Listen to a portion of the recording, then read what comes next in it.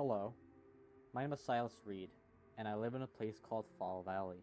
It's a quiet town, too quiet, like it's holding its breath. Everything here smells faintly of smoke and dying leaves, as if autumn never finished burning itself out. The street lights buzz louder than they should, a constant electric whining that crawls into your skull if you listen too long. The air tastes like dust. Sometimes I wonder if Fall Valley ever truly wakes up, or if we're all just walking around inside a long, unfinished dream.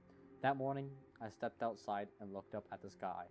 It was pink, but not the warm, hopeful kind you see in postcards. This pink was sickly, bruised, like flesh that never healed properly. It pressed down on the tree, heavy and wrong. That's when Elsie Thorne found me. She was wearing her pajamas beneath an oversized jacket, her hair tangled, her eyes swollen and red like she'd cried all night. She hesitated before speaking, as if even her words were afraid to come out. "Oh, hey Silas," she said. "My parents are fighting again. I couldn't stay there." Her voice cracked. "Can I just hang out with you today?"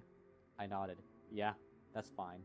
After a pause, I added, "Let's go get the others." We walked along cracked sidewalks, our footsteps echoing too loudly between empty houses. Every window we passed felt like an eye watching us, unblinking. Fall Valley always did that, made you feel seen even when no one was there. When we reached Rue's house, he was already standing in the doorway, like he'd been waiting. "Oh, hi Silas," he said, then quieter. And, "Hello, Elsie." His words came out slow and uneven, as if something unseen was chewing on them before letting them go. "What's going on?" "We're hanging out," I said. "You want to come?" He nodded way too fast. "Yeah, that sounds fun." As we walked, Rue hummed under his breath, a soft, childish tune that didn't belong to any song I knew. It sounded unfinished, wrong. Leaves above us twitched as we walked past, and I swear, they whispered back. Clement's door opened almost immediately after I knocked. His orange eyes caught the dim light, sharp and anxious. He always looked like he just remembered something terrible and couldn't decide whether to say it out loud. "I'm glad you're here," he said. "Someone called me last night. Said they were gonna burn my house down." He swallowed. "That's just a prank, right?" I laughed, but it came out dry. "Yeah, don't worry. People just talk." "Yeah," Clement said, softer. "They just talk." Next was Mary Jane. She opened the door, but she wasn't looking at us. Her gaze was fixed on the wall beside her, unfocused. "Who's there?" she whispered. "I'm not Jane. I'm just a doll." We froze. Then she blinked, once, and then twice, like someone waking from a trance. "Sorry," she said. "The voices mix me up sometimes. Did you guys need something?" "Yeah," I said, forcing a smile that felt like it might crack. "Come hang out with us." She shrugged, and together we stepped into the cold. Halfway down the street, Clement stopped. "Wait," he said. "I forgot something at home." He turned and ran before any of us could answer. We waited beneath a flickering streetlight. The silence pressed in so tightly you could hear your own heartbeat if you focused hard enough. Elsie kicked a rock into the gutter. "Why do we always do this?" she muttered. "Walking around like ghosts. It's not fun anymore." She sighed. "My family says we're all a bad influence on each other." Maybe they're right. Bruce started fidgeting his hands, faster and faster. Please don't fight," he said. I don't like it when you guys fight." Elsie snapped.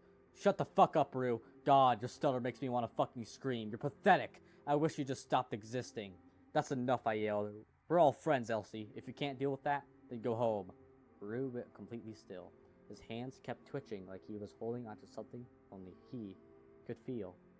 "Rue?" I asked. He didn't answer. Jane whispered, "We shouldn't be doing this. None of this is healthy." Then she screamed.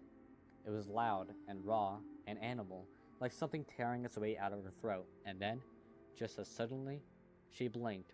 "Wait," she said calmly. What's going on?" That's when we smelled smoke. We ran. Clement's house was burning. Flames climbed the walls like hungry hands, devouring everything.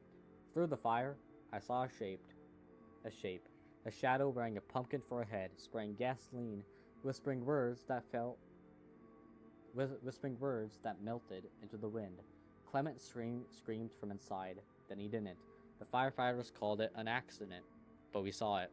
We knew better. That night, voices whispered from my closet. It's your fault. You told him he'd be fine. He trusted you, and you lied to him. The next day, Elsie called me. Her voice sounded hollow, like it had been scraped clean. I'm sorry, she said. About everything? About Rue? About Clement. She paused. I don't want to live anymore, Silas. It hurts all the time.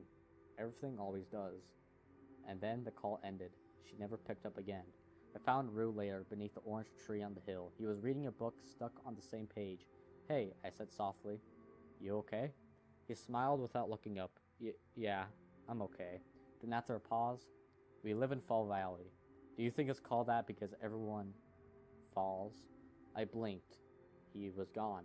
Then I saw him again, walking toward the corner, hands twitching, faster and faster. And then, bang. I ran. Elsie stood there, sobbing, holding a gun. This is always my fault, she cried. I ruined everything. Elsie, don't! But she already had. Jane arrived moments later, screaming.